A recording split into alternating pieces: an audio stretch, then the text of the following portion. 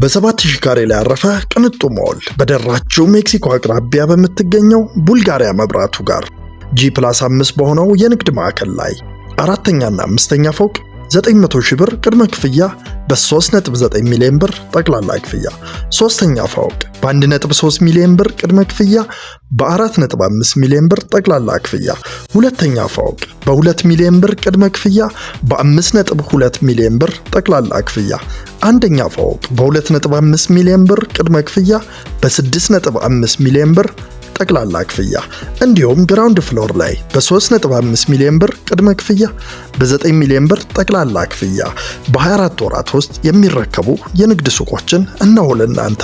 አሊያም የመኖሪያ አፓርትመንቶችን በቤተ መንግስት አቅራቢያ በሆነችው በአቧሬ ባለ 2 መኝታ በአንዴ ለሚከፍሉ በ8.4 ሚሊዮን ብር፣ ባለ 3 መኝታ በ9.1 ሚሊዮን ብር ከ20 በመቶ አከፋፈል ጋር እንዲሁ አማራጮችን ይዘን መጥተናል። ለበለጠ መረጃ እታች ባሉት ስልኮች ይደውሉልን። ቴምር ሪል ስቴት።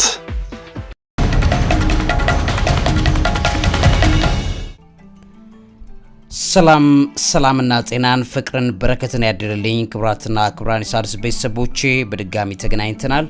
እንግዲህ ዛሬም እንደተለመደው ጥልቅ ያሉ በጣም ጊዜውን እንድትዋጁ ያለንበትን ጊዜ እንደ ቀላል እንዳትመለከቱ የሚያረጋችሁን መረጃዎች ይዤላችኋለሁ። በዚህ መሰረት እንግዲህ ዛሬ በዓለማችን የነዳጅ ዋጋ በታሪክ እጅግ በጣም ከፍተኛ ወደ ተባለ ደረጃ ላይ ደርሷል። እንግዲህ ይህንን መሰረት የሚያደርገውን ነገር በዚህ ፕሮግራም ላይ በደንብ አድርጌ ያሳያችኋለሁ። የዓለማችንን የነዳጅ ዋጋ የሚወስኑት እነማን ናቸው? ይሄ በጣም ወሳኝ ነገር ነው። ከጀርባ የሚዶልት ቡድን አለ ቁጭ ብሎ፣ በጣም የሚያሳዝን ነው። ስለዚህ የኢራን ጦርነትን መሰረት በማድረግ አንድ ጊዜ ዝቅ አንድ ጊዜ ከፍ የሚል ልክ የሬዲዮን ድምፅን ከፍ ዝቅ የሚያደርግ አካል እንዳለ ሁሉ የሀገራችንን የዓለማችንን የነዳጅ ፍላጎት ወይም ደግሞ የነዳጅ አቅርቦትን የሚወስን አካል አለ። የነዚህ አካላት ምስጢራዊ አሰራር ዓለምን በጣም በሚያሳዝን ደረጃ ላይ ይዞ እየሄደ ነው የሚገኘው። በዚህ ፕሮግራም ላይ ይህንን በደንብ አድርጌ ያሳያቸዋለሁ። ይሄ ባለበት ሁኔታ ደግሞ የኢራን ጦርነት ለዳንጎቴ ትልቅ የምስራችና ትልቅ ሀብት ይዞለት እየመጣ ይገኛል። በዚህም ዙሪያ ላይ መጠነኛ ቆይታ አደርግላችኋለሁ። ስለዚህ አሁን ወደ መረጃዎች ልግባ።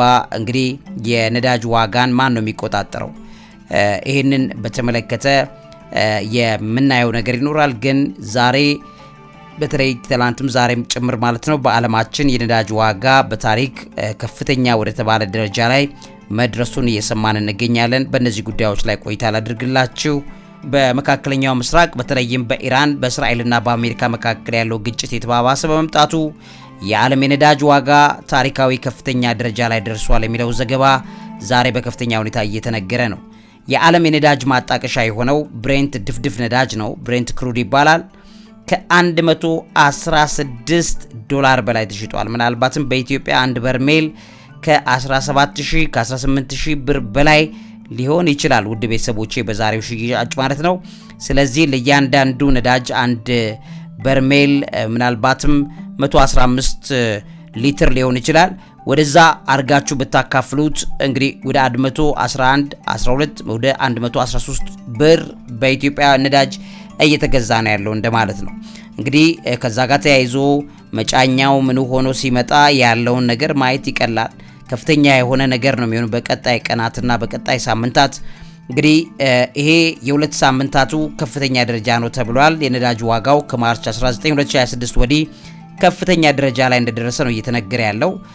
በወሩም የተመዘገበ ታሪካዊ ጭማሪ ተብሏል። የነዳጅ ዋጋ በጋዜጣዊ ዘገባዎች መሰረት በዓለም ላይ ካለው ግጭት ጋር ተያይዞ በወሩ በግምት 60 በመቶ የሚጠጋ ታሪካዊ ጭማሪ እያሳየ ይገኛል።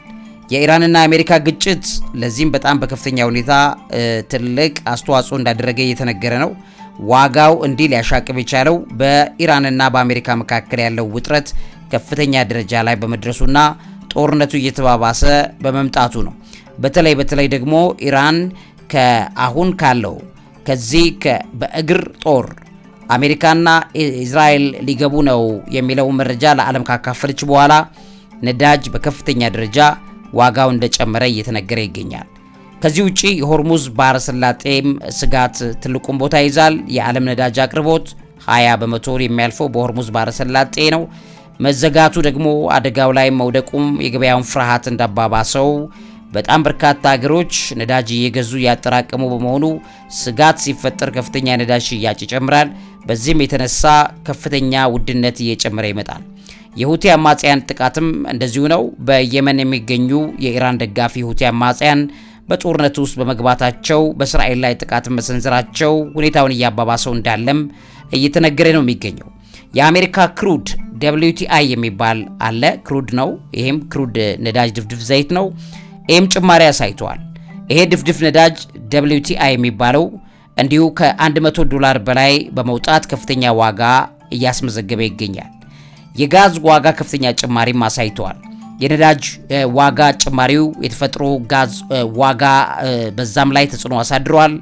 በተለይ አውሮፓና እስያ ላይ ከፍተኛ ዋጋ እንዲመዘገብም እንዳደረገ እየተነገረ ይገኛል። ከዚህም ተያይዞ እንግዲህ የኢራን የነዳጅ ማጣሪያ ተቋማት ላይም ጥቃት እየደረሰ ይገኛል። ይህም ድብደባ የአቅርቦት መቋረጥ ስጋትን በከፍተኛ ሁኔታ እያመጣ ስለሆነ ዋጋው ከቀን ወደ ቀን እየጨመረ እንዲሄድ እንደሚያደርገው ስጋት እየተነገረ ይገኛል።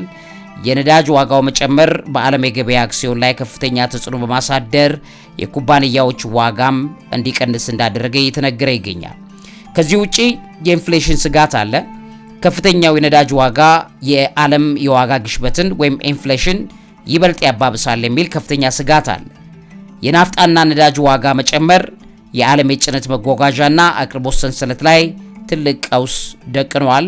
የነዳጅ ዋጋን ለማረጋጋት የዓለም አቀፉ ኤነርጂ ኤጀንሲ IEA አባላት የመጠባበቂያ ነዳጅ እንዲለቀቅ እያጤኑ ነው የሚልም እየተነገረ ይገኛል። ከዚህ ውጪ እንግዲህ የ2008 ሪከርድ ስጋትም አለ። አንዳንድ ተንታኞች ጦርነቱ ከቀጠለ የነዳጅ ዋጋ እንደ አውሮፓውያን ዘመን አቆጣጠር በ2008 የነበረውን ከፍተኛ ደረጃ $147 ነበረ። በ2008 የዓለም ኢኮኖሚ ልሽቀት በመጣ ሰዓት ላይ ያው ሪሴሽን ማለት ነው። በዛ ሰዓት ላይ የተከሰተውን ሊያልፍ የሚችል ምልክት ነው እየታየ ያለው አሁን የሚለው በከፍተኛ ሁኔታ እየተነገረ ይገኛል። ከዛም ሊያልፍ ይችላል። በነገራችን ላይ የረጅም ጊዜ ጦርነት ካለ የኢራንና የአሜሪካዎቹ የኢራን ባለስልጣናት ግጭቱ ከቀጠለም ጭምር ብለው የነገሩት ማስጠንቀቂያዎች አሉ። የነዳጅ ዋጋ በዓለም ላይ $200 በላይ ሊወጣ እንደሚችል የማስጠንቀቂያ ፍንጭ እየተሰጠ ይገኛል። ይሄ ሁሉ ነገር እንግዲህ ባለበት ደረጃ የዓለማችን የክሩድ ኦይል እንደገናም ደግሞ በተለይ ብሬንት ድፍድፍ ዘይት ምናምን የሚባሉ ቃላቶች አሉ። እነዚህ ምን ማለት ናቸው የሚለውን ካሳየዋችሁ በኋላ ማን ነው በመስጢር ተቀምጦ የዓለማችን የነዳጅ ዋጋ የሚዶልተው አካል የሚለውንም ነግራችኋለሁ። ከዛ ውጪ የዓለማችን የነዳጅ ሽያጭ በተለይ በመካከለኛው ምስራቅ ላይ በዌስት ኤዥያ ያለው ይሄ ጦርነት በመስፋፋቱ የተነሳ ለዳንጎቴ ከፍተኛ ሀብትን ይዞለት እየተተለተለ እየመጣ እንዳለ የሚያሳዩ መረጃዎች አሉ። እነዚህን የማሳያችኋለሁ። ጋዜጠኛ ዐቢይ ይልማ። እንግዲህ ክቡራትና ክቡራን ሣድስ ቤተሰቦቼ መጀመሪያ ክሩድ ብሬንት ክሩድ የሚባል ስም አለ። ምን ማለት ነው? በዓለም አቀፍ ደረጃ ላይ ከፍተኛ ግምት የሚሰጠው የነዳጅ አይነትና የዋጋ መለኪያ ወይም ቤንችማርክ ነው። ስለዚህ ስለ ብሬንት ክሩድ ምንነቱን በመጠኑ ማየት ያስፈልጋል ማለት ነው። እንግዲህ ትርጉሙ ብሬንት ክሩድ የሚለው በሰሜን ባህር በነትም በኖርዝ ሲ ከሚገኙ 4 ዋና ዋና የነዳጅ ማሳ ወይም ብዙ ነዳጅ ከሚመረትባቸው ማሳዎች የሚወጣ ቀለል ያለ ላይት የሚባልና ጣፋጭ ይሉታል በስያሜ ስዊት እና ላይት ብለው የሚቀርብ ጥሬ ነዳጅ ነው። በዓለም ላይ ካሉት 3 ዋና ዋና የነዳጅ መለኪያዎች ወይም ደግሞ ቤንችማርክ ልክ ነዳጅ ሲለካ እንደ ብሬንት ክሩድ ነው ወይም ብሬንት ክሩድን መሰረት ተደርጎ ነው የሚለካው ማለት ነው። ይሄ ከዛው ከኖርዝ ሲ ከሰሜን ባህር አካባቢ የሚወጡ የነዳጅ ማሳዎች ላይ የሚወጡትን ነዳጆች መሰረት ያደርጋል። ይሄ እንግዲህ የስያሜው ሳይንስ የመጣው ከሼል ኩባንያ የነዳጅ ማሳዎች ስያሜ አሰጣጥ ፖሊሲ ነው። ሼል እነዚህን የነዳጅ ማሳዎቹን በአዕዋፋት ስም የመሰየም ልማድ ስለነበረው በአካባቢ ከሚታየው ብሬንት ዝይ የምትባል ወይም ብሬንት ጉዝ የምትባል ወፍ ነበረች። ከዛ ስም ወስዶ ነው ብሬንት ብሎ ያን ስያሜ የሰጠው። ስለዚህ የጂኦሎጂካል ትርጉም አለው ማለት ነው። ባክግራውንድ አለው። ብሬንት የሚለው ስም በተጨማሪ የነዳጅ ማሳው የጂኦሎጂካል ንብርብሮች ወይም ኢንፎርሜሽን ሌየርስ የሚባሉ አሉ። ቢ የሚለው ብሩም፣ ራኖች፣ አር፣ ኢቲቭ፣ እንደዚህ ብለው የሚሰጡ ስያሜዎች አሉ። ለዛም እንደ ምህጻረ ቃል አድርገው ይጠቀሙታል። የብሬንት ነዳጅ የመጀመሪያው ፍለጋ የተካሄደው በ1971 ነው። የመጀመሪያው የነዳጅ ምርት በ1976 ተጀመረ። በሰሜን ባህር በተለይ ደግሞ በአንግሎ ኖርዌጂያን ውሃዎች ውስጥ ነው የተገኘው። እንግዲህ እንግሊዞቹ ኖርዌዮቹ በዛ ቦታ ላይ ይሄ ያለባቸውን ነዳጅ በከፍተኛ ሁኔታ ተጠቅመው ነው አሁን ወደ ተቀረው ዓለም ላይ የሄዱት። ስለዚህ እንደነ ሼል ያሉት እዛ ቦታ ላይ ከፍተኛ ልምድ ስለነበራቸው ነው በኖርዌይ በእንግሊዝ አካባቢ ላይ በወጡ የባህር ክፍሎች ላይ የነበረ ነው ማለት ነው። ብሬንት የሚባለው በጣም ቆንጆ ኳሊቲ ያለው የነዳጅ ዝርያ ነው። ዓለም ላይ ያለው ገበያ አሁን ሲለካ ብሬንትን እንደ ቤንች ማርክ አድርገው ይጠቀሙታል ማለት ነው። ስለዚህ አሁን ላይ ያለው ብሬንት የሚባለው እንደ በፊቱ አይነት አይደለም፣ ጥርት ያለ አይደለም። ሌሎች ውህደቶች አሉ ከተለያዩ ማሳዎች የተሰበሰቡ እዛ አካባቢ ላይ ካሉ ማሳዎች የተሰበሰቡ የነዳጆች ይቀላቀሉና ይቀርባሉ ማለት ነው። አሁን ባለበት ሁኔታ እንደ ፎርቲስ እንደ ኦሴበርግ ምናምን የሚባሉ እንደ ትሮል የሚባሉ ማሳዎች አሉ። የዛ ውህድ ሆኖ ነው የሚቀርበው ማለት ነው። ይሄም ጥምር BFOET በመባል ይታወቃል። አሁንም ያው ብሬንት ኦይል መገኛ የሆነ ስርዓት ነው ማለት ነው። ስለዚህ የዓለም አቀፍ ዋጋን መለኪያ የሆነው ከዚህ አንጻር ነው። በዓለም ላይ ከሚገበያዩት ነዳጆች ውስጥ ከ2/3 በላይ የሚሆነው በተለይ አውሮፓ፣ አፍሪካና መካከለኛው ምስራቅ ዋጋ የሚተመነው በብሬንት ክሩድ ዋጋ ላይ ተመስርቶ ነው ማለት ነው። ስለዚህ ባህሪያቱ ላይት ኤንድ ስዊት ብለው ያቀርቡታል። ላይት ማለት ዝቅተኛ ጥግግት ያለው ለማጣራት ቀላል የሆነ ነው። ምኑ ነው ጥግግት ያለው? የሰልፈር ይዘቱ ነው። የሰልፈር ይዘቱ ዝቅተኛ ጥግግት ነው ያለው። ሰልፈር አለው እንደምታውቁት በየነዳጅ ድፍድፉ ላይ። ስለዚህ ለማጣራት ቀላል ነው የሚሆነው ማለት ነው። ስዊት የሚባለው ብሬንት ኦይል ደግሞ ጣፋጭ ብለው ይሉታል። ያ ደግሞ የሰልፈር ይዘቱ በጣም ዝቅተኛ ነው። ከ0.5% በታች ሰልፈር አለበት። ያ በመሆኑም ለአካባቢም በጣም ተስማሚ ነው። ጥራቱን የጠበቀ ድፍድፍ ዘይት ነው። እነዚህን እንግዲህ ለማጣራት ተመራጭነት ስለሚኖረው ዝቅተኛ ሰልፈርና ቀለል ያለ ባህሪ ስላለው በቀላሉ ወደ ናፍጣ ወይም ወደ ዲዝል መቀየር ይችላል፣ ወይም ቤንዚን ወይም ጋዞሊን መሆን ይችላል። ከዛም አቪዬሽን ነዳጅ ወይም የጀት የአየር መንገድ ነዳጅ ሆኖ ወደዛ ለመቀያየር ከፍተኛ አስፈላጊነት ወይም ደግሞ ምቾት ያለው የነዳጅ ዝርያ ነው ብሬንት የሚባለው። ስለዚህ የኢትዮጵያ አየር ለምሳሌ ኢትዮጵያ ድፍድፍ የምትገዛ ከሆነ ለምሳሌ ብሬንትን ብትገዛ ምርጥ ኳሊቲ ያለው ነዳጅ ገዛች እንደማለት ነው። ስለዚህ የዓለም ገበያ ሲለካ በብሬንት ነው በአብዛኛው የሚለካው። ስለዚህ ብሬንት ክሩድ የሚገበያየው በለንደን ላይ በተመሰረተ የኢንተርኮንቲኔንታል ልውውጥ ወይም ኢንተርኮንቲኔንታል ኤክስቼንጅ ICE ብለው የሚሉት አለ። በዛ ላይ ተመስርቶ ነው። ከዛ የነዳጅ ዋጋ መለዋወጥን ለመከላከል ፊውቸርስ የሚባል ኮንትራቶች የሚያወጡት አንድ የጥቅም ላይ አዋዋል ስርዓት አለ። በዛ ውስጥም እንዲያልፍ ያደርጉታል ማለት ነው። ይሄ ባለበት ሁኔታ እንግዲህ የብሬንት ክሩድ ዋጋ በአቅርቦትና ፍላጎት ትልቁን ቦታ ይዛል። ቀጥሎም በኦፔክ የሚባሉት ሀገራት አሉ። በእነዚህ ውሳኔዎች እንደገና በጂኦ ፖለቲካል ውጥረቶች በተለይ በመካከለኛው ምስራቅ ባለ ተለዋዋጭ ሁኔታ ላይ ዋጋው ሊለያይ ይችላል። ስለዚህ ማን ነው ይሄን ዋጋ የሚወስነው የሚለው ነገር መሰረታዊ እይታ ይፈልጋል ማለት ነው። እንግዲህ ክቡራትና ክቡራን የሣድስ ቤተሰቦቼ እንግዲህ የዓለምን የነዳጅ ዋጋ የሚወስነው ማርኬቱን የመጀመሪያው በሚሊዮን የሚቆጠሩ ነጋዴዎች አሉ፣ ገዢዎች አሉ፣ ሻጮች አሉ። በየቀኑ በፊቸር ማርኬት አሁን ፊቸር ቅድም ያልኳችሁ ገበያ አለ። በዛ በዲጂታል የንግድ መድረኮች ላይ ዋጋን ይደራደራሉ። ይሄም እንግዲህ ዋጋ በየሰከንዱ ሊቀያየር ይችላል። ምክንያቱም የመደራደር ነገር አለ። ጦርነቱ እየተካሄደ እየተጋጋመ ባለበት ሁኔታ ላይ ይሄን ልግዛ በጣም ነው የሚያሳዝነው፣ የሚገርማችሁ ማለት ነው። የዓለምን ጉሮሮ እነዚህ ሰዎች ናቸው ተደራድረው የሚወስኑት ማለት ነው።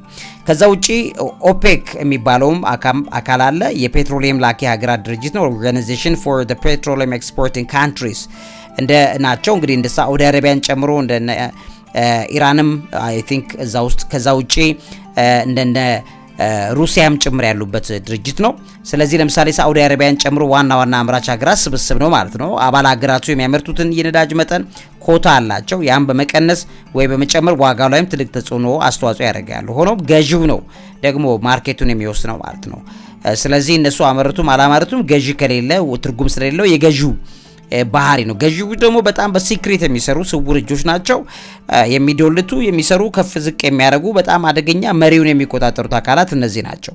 ኦፔክ ፕላስ የሚባሉም አሉ። የኦፔክ አባላት ሆነው እንደ ሩሲያ ያሉ ሌሎች ሀገራት አምራች ሀገራትን ተባብረው የሚሰሩበት ቡድንም አለ ኦፔክ ፕላስ የሚባል። እዛም ውስጥ እንግዲህ ያሉ ሀገራትም ይወስናሉ። ዋና አምራቾች የሚባሉት ወይም ሜጀር ፕሮዲውሰርስ የሚባሉት እንደ አሜሪካ በዋናነት በሻሌ ዘይት እና ራሽያ እና ሳዑዲ አረቢያ ያሉ ሀገራት ከፍተኛ መጠን በማምረት የዓለምን የነዳጅ አቅርቦትና ዋጋ በቀጥታ የሚወስኑ ሀገራት ናቸው ማለት ነው። ስለዚህ የዓለም አቀፍ ጦርነት ቢኖር የፖለቲካ አለመረጋጋት በተለይ በመካከለኛው ምስራቅ እንደገና ተፈጥሯዊ አደጋዎች ድንገት በዋጋው ላይ ልዩነት ሊፈጥር ይችላል ወይም ከፍታ ዝቅታ ሊመጣ ይችላል ማለት ነው። ይህንን ግን ከጀርባ ሆነው የሚዶልቱት አደገኛ ሲክሬት ቡድኖች እንዳሉ ሊታወቁ ይገባል። ስለዚህ የሚወስኑበት አንደኛው በበርሜል ነው። በሬል ብለው የሚሉት ማለት ነው። ባሬል BBL ብለው ይለኩታል። እንግዲህ በርሜል ነው ይሄ ቮሊዩም ወይ መለኪያ ነው። አንድ በርሜል 42 የአሜሪካ ጋሎን ወይም ወደ 159 ሊትር ገደማ ይሆናል ማለት ነው። ስለዚህ በ1980ዎቹ የአሜሪካ የነዳጅ ዘመን መጀመሪያ ላይ የነዳጅ የተለያዩ መጠኖች ይጓጓዝ ነበር። በኋላ ላይ ግን 42 ጋሎን የያዘው የዊን ወይ ዋይን ተብሎ የሚባለው በርሜል አለ። ከዛ በ1872 መደበኛ ወይም ስታንዳርድ የንግድ መለኪያ ሆኖ ተቀባይነትን አገኘ። አሁናዊ ሁኔታ በአሁኑ ጊዜ ነዳጅ የሚጓጓዘው በእውነተኛ የእንጨት በርሜል ሳይሆን በቧንቧዎችና በትላልቅ ታንከሮች ነው። ቢሆንም ዋጋው ግን አሁንም በ42 ጋሎን በበርሜል ተለክቶ ነው የሚሸጠው ማለት ነው። ከዛ አንጻር እንግዲህ የነዳጅ ዋጋ በዓለም አቀፍ ገበያ ንግድ የሚወሰን ነው። ብሬንት ክሩድ ኦይል እንደገና WTI ወይ ዌስት ቴክሳስ ኢንተርሚዲየት የሚባል መለኪያ ያለ እነዚህም የሚወጡ ነዳጆች ናቸው። ዋና መለኪያዎች ናቸው፣ ቤንችማርኮች ናቸው። ስለዚህ በርሜል የሚለው 159 ሊትር የሚይዝ መሆኑን ታያላችሁ ማለት ነው። ስለዚህ ከዚህ አንጻር እንግዲህ በሲክሬት በሻዶ ቡድኖች አሉ። ይሄን የዓለምን የነዳጅ ዋጋ የሚወስኑ የሚባሉ ሻዶ ወይም በመጋረጃ ውስጥ የሚሰሩ እነዚህ ተቋማት እነማን ናቸው የሚለው ካሳየዋችሁ በኋላ ስለ ዳንጎቴ መጠነኛ መረጃ ነግራችኋለሁ ማለት ነው። እንግዲህ ክቡራትና ክቡራን የሣድስ ቤተሰቦቼ የዓለም ድፍድፍ ነዳጅን እንደ ክሩድ ኦይልን ዋጋ በዓለም አቀፍ ደረጃ የሚወስኑት በተለዋዋጭ የገበያ ኃይሎች ነው። ከጀርባ ሆነው ከፍተኛ ተጽዕኖ የሚያሳድሩ ቡድኖችና ስልቶች ግን አሉ። ይሄ ጥላ ይሰራል፣ ሻዶ ቡድን የሚባሉ ማለት ነው። እነዚህ መካከል ኦፔክና አጋሮቹ ናቸው። በተለይም ሩሲያ የዓለም የነዳጅ አቅርቦት ከ50 በመቶ በላይ የሚቆጣጠሩ ናቸው። ምርት በመቀነስ ወይም በመጨመር ዋጋን በቀጥታ ይወስናሉ። ሁለተኛው የሳዑዲ አረቢያ የበላይነት ነው። ሳዑዲ አረቢያ በኦፔክ ትልቁን አምራችና ላኪ ናት። ስለዚህ የዋጋ ሁኔታዎችን በማሳለፍ ረገድ ከጥላ በስተጀርባ ትልቁን ድርሻ ትወስዳለች። ሶስተኛ የነዳጅ ንግድ አጋቾች ይባላሉ። እነዚህ ናቸው ዋናዎቹ ሲክሬት ቡድኖች። ቶፕ ኮሞዲቲ ትሬደርስ ይባላሉ። እንደነ ቪቶል የሚባሉ፣ ትራንፊጉራ የሚባሉ፣ ግሌንኮሬ እንደገና ጉንቮር የሚባሉ በጣም አደገኛ የግል ንግድ ተቋማትና ኩባንያዎች አሉ። የዓለምን የነዳጅ አቅርቦት ወደ 20 በመቶ የሚጠጋው በመግዛትና በመሸጥ የዋጋ ተመን ላይ ከፍተኛ ተጽዕኖ የሚያሳድሩት እነዚህ ናቸው። ከሲክሬት ቡድኖች ናቸው፣ እንደገና ሻዶ ቡድኖች ናቸው ማለት ነው። ስለዚህ ይሄ ሌላ የሚስጥረኛ ቡድኖች ናቸው። ሌላው የሻዶ ፍሊትስ የሚባሉት አሉ። በነገራችን ላይ የጥላ መርከቦች ሴራ ይባላል። በአሜሪካ ማዕቀብ የተጣለባቸው ሀገራት እንደነ ኢራንና ሩሲያ ማዕቀቡን ለማለፍ የድሮ መርከቦችን ይጠቀማሉ። እነዚህ የድሮ ያረጁ መርከቦችን በመጠቀም በህገ ወጥ መንገድ ያጓጉዛሉ። ይሄም በዓለም ገበያ ላይ የዋጋ መዋዠቅን ይፈጥራሉ። ኢራንና ሩሲያ ብቻ እንኳን ሆነው ተባብረው ይሄንን ሻዶ ፍሊት ቢሰሩ ከፍተኛ የሆነ ነዳጅ ላይ መጫወት ይችላሉ ማለት ነው። አምስተኛው የግምት ንግድ ይባላል። ስፔኩሌተርስ የሚባሉ ናቸው። በፋይናንስ ገበያ በኩል የነዳጅ ዋጋ የሚወሰነው በካርጎ ላይ ብቻ አይደለም ማለት ነው። በዋና እንግዲህ ዋጋው ላይ የሚገምቱት የፋይናንስ ተቋማትና ደላሎች አሉ። ዴሪቫቲቭስ ትሬደርስ ይባላሉ። እነዚህም አደገኛ ተጫዋቾች ናቸው። ስለዚህ የዓለምን ጉሮሮ የሚወስኑት እነዚህ ናቸው። ሌላው የመንግስታት የጂኦ ፖለቲካዊ ጦርነቶች እንግዲህ ከዚህ ጋር አስተዋጽኦ ያደርጋሉ። ጦርነትን አለመረጋጋት፣ የነዳጅ አቅርቦትን በማቋረጥ የዋጋ ድንገተኛ ጭማሪን እነዚህ አካላት እንዲጫወቱ ያደርጓቸዋል ማለት ነው። ከዚህ ካመለጠ በኋላ እነዚህ ተጫዋች አካላት ናቸው የሚጫወቱት። ከዚህም የአሜሪካ የሼል ዘይት ምርት አለ። ለምሳሌ ምንም እንኳን በኦፔክ ዋጋ ቢቆጣጠርም የአሜሪካ የሼል ዘይት አምራቾች ከፍተኛ ምርት በሚያመርቱበት ጊዜ ኦፔክን የዋጋ ቁጥጥር በማዳከም ዋጋ እንዲቀንስ ያደርጋሉ። ሌላ ሰቨን ሲስተርስ የሚባሉ አሉ። ሰባት እህቶች ታሪካዊ ተጽዕኖ አለ። ነዳጅን ይቆጣጠሩ የነበሩ ዋና የአውሮፓና የአሜሪካ ኩባንያዎች ናቸው ሰቨን ሲስተርስ የሚባሉት። ዛሬም ቢሆን በተዘዋዋሪ በገበያው ላይ ተጽዕኖ ያላቸው ተቋማት ናቸው። ሌላ የምስጢር ጥምረት የሚባል ካርቴል ቢሄቪየርስ የሚባሉ አሉ።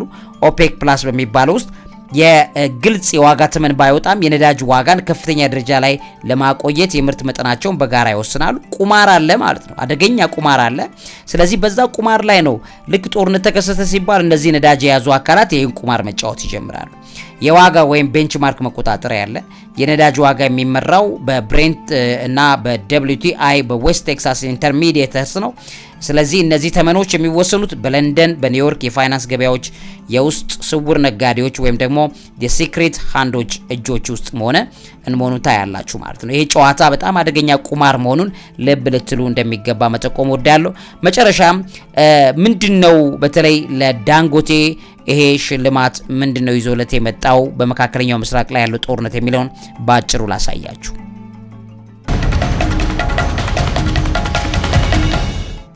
እንግዲህ ክቡራትና ክቡራን ሣድስ ቤተሰቦቼ በኢራንና በአሜሪካ እስራኤል መካከል ያለው ውጥረት በዓለም አቀፍ ነዳጅ አቅርቦት በማወኩ የናይጄሪያ ዳንጎቴ ማጣሪያ በአፍሪካ ከፍተኛ የነዳጅ ፍላጎትና የዋጋ ጭማሪ እያጋጠመው እንደሆነ እየተነገረ ይገኛል። ይሄ ግጭት እንግዲህ የናይጄሪያን የሀገር ውስጥ የነዳጅ ዋጋ በሊትር ወደ 1000 ናይራ እንግዲህ ከኛ ብናይ በ1000 ብር ያክል 1 ሊትር እየተሸጠ ነው ያለው ማለት ነው። በጣም ከባድ ነገር ነው። ስለዚህ ዳንጎቴ ከፍተኛ አምራች እየሆነ ይገኛል ማለት ነው። በዚህም የተነሳ ምንድነው ሊጨምርለት የሚችለው የሚለው ስታዩ በተለይ የዳንጎቴ ማጣሪያ በቀን 650 ሺህ በርሜል የማጣራት አቅም ያለው የአፍሪካ ትልቁ ማጣሪያ ነው። የናይጄሪያ የጸዳ ነዳጅ ምርት አለ፣ ቤንዚን፣ ናፍጣ፣ ጄት ነዳጅ። እነዚህን እንግዲህ ኤክስፖርቱን በማርች 2026 በየቀኑ ወደ 214000 በርሜል ከፍ እንዲያደርግ አድርጎታል። ወደ ሌሎች የአፍሪካ ሀገራት የሚላከው የነዳጅ መጠን በቀን ከነበረው 88000 ወደ 90000 በርሜል መጉተልተሉ እየተነገረ ይገኛል ማለት ነው። በአሜሪካና በእስራኤል የኢራን ጦርነት ምክንያት የነዳጅ ዋጋ በ20 በመቶ አካባቢ በመጨመሩ የአፍሪካ ሀገራት የባህር ማዶ አቅርቦት ተስተጓጉሎባቸዋል። ታንዛኒያን ጨምሮ የምስራቅ አፍሪካ ሀገራት ኢትዮጵያን ጨምሮ ከባህረ ሰላጤው አቅራቢዎች ወጥተው የናይጄሪያን ነዳጅ መጠቀም እንደጀመሩ እየተነገረ ይገኛል። ማጣሪያው ከቀውስ ቀጠና ውጪ በመሆኑ ለአፍሪካ ሀገራት አጭር የማጓጓዣ ጊዜና አስተማማኝ አቅርቦት እንደሚሰጥ እየተነገረ ነው። ማጣሪያው በዋናነት ቤንዚን፣ ናፍጣ፣ ጄት ነዳጅና ለጋና፣ ለኮት ዲቮር፣ ካሜሩን፣ ቶጎ፣ ታንዛኒያ ለኢትዮጵያም ጭምር ይሄ ፍላጎት እየጨመረ እንዳለ እየተነገረ ይገኛል። 75% የሚሆነው ለናይጄሪያ የሀገር ውስጥ ገበያ የተያዘ ነው። ይህም የናይጄሪያ የነዳጅ እጥረትን ለዘላቂነት እየፈታ ነው ተብሏል። የደቡብ አፍሪካ ጥያቄ ማለት ደቡብ አፍሪካ ለ12 ወራት የነዳጅ አቅርቦት ውል ለመፈራረም ከማጣሪያው ጋር ድርድር ላይ ናት ማለት ነው ከዳንጎቴ ጋር። ይህም ሀገር ውስጥ ምርት በመጨመር በአፍሪካ ሀገራት በጦርነት ምክንያት ከሚወደደው የዓለም የነዳጅ ዋጋ እንዲላቀቁ ይረዳል። በዚህም እንግዲህ የዳንጎቴ ሀብት እየተሽጎደጎደለት እንዳለ በር እንደተከፈተለት እየተነገረ ይገኛል። ከዚህ ውስጥ ለምሳሌ በናይጄሪያ ብቻ የነዳጅ ማውጫ ዋጋ በሊትር ከ837 ናይራ ወደ 1050 ናይራ ነው በአንድ ጊዜ ከፍ ያለው። ይህም ዴሬጉሌሽን ወይም የነዳጅ ድጎማን አንስቷል የሀገሪቱ መንግስት። በዚህም የተነሳ ከፍተኛ ነዳጅ ውድነት መጥቷል። ስለዚህ ዳንጎቴ የሚያመርተውን አብዛኛውን በናይጄሪያ ይሸጣል ማለት ነው። ስለዚህ የዋጋ ንረት ኢንፍሌሽን እዚህ ጋር በጣም ትልቁን ቦታ ይዛል። የውጭ ምንዛሬ ስጋትም አለ። ጂኦፖለቲካል አለመረጋጋት በናይጄሪያ እንዲሁም በጋና የውስጥ ቀጥታ ኢንቨስትመንት ኤፍዲአይ እንዲቀንስና የገንዘብ ምንዛሬ ዋጋ እንዲቀንስ ስጋት ፈጥሯል። የምርት መጨመር ስለዚህ አስፈላጊ ሆኖበታል። ናይጄሪያ በዓለም አቀፍ ደረጃ የነዳጅ ዋጋ በመጨመሩ በቀጣዮቹ ወራት የነዳጅ ምርቷን በቀን ከ100,000 በርሜል በላይ ለማሳደግ እቅድ ይዛለች ማለት ነው። በዚህም የተነሳ የዳንጎቴ ሀብት በከፍተኛ ሁኔታ እየናረለት እንዳለ የሚያሳዩ መረጃዎች ወጥተዋል። እነዚህን ላካፍላችሁ ብዬ ነው። ውድ ሣድስ ቤተሰቦቼ ይህን ዜና ፕሮግራም ውስጥ ተከታተላችሁኝ እግዚአብሔር ያክብርልኝ። አብይ ይልማ ነኝ። እውቀት ታላቁ እግዚአብሔርን ታከብራለች። በ7000 ካሬ ላይ ያረፈ ቅንጡ ሞል በደራችው ሜክሲኮ አቅራቢያ በምትገኘው ቡልጋሪያ መብራቱ ጋር G+5 በሆነው የንግድ ማዕከል ላይ 4ኛና 5ኛ ፎቅ 900,000 ብር ቅድመ ክፍያ በ3.9 ሚሊዮን ብር ጠቅላላ ክፍያ። ሶስተኛ ፎቅ በ1.3 ሚሊዮን ብር ቅድመ ክፍያ በ4.5 ሚሊዮን ብር ጠቅላላ ክፍያ። ሁለተኛ ፎቅ በ2 ሚሊዮን ብር ቅድመ ክፍያ በ5.2 ሚሊዮን ብር ጠቅላላ ክፍያ። አንደኛ ፎቅ በ2.5 ሚሊዮን ብር ቅድመ ክፍያ በ6.5 ሚሊዮን ብር ጠቅላላ ክፍያ። እንዲሁም ግራውንድ ፍሎር ላይ በ3.5 ሚሊዮን ብር ቅድመ ክፍያ በ9 ሚሊዮን ብር ጠቅላላ ክፍያ በ24 ወራት ውስጥ የሚረከቡ የንግድ ሱቆችን እነሆ ለእናንተ። አሊያም የመኖሪያ አፓርትመንቶችን በቤተ መንግስት አቅራቢያ በሆነችው በአቧሬ ባለ 2 መኝታ በአንዴ ለሚከፍሉ በ8.4 ሚሊዮን ብር፣ ባለ 3 መኝታ በ9.1 ሚሊዮን ብር ከ20 በመቶ አከፋፈል ጋር እንዲሁ አማራጮችን ይዘን መጥተናል። ለበለጠ መረጃ እታች ባሉት ስልኮች ይደውሉልን። ቴምር ሪል ስቴት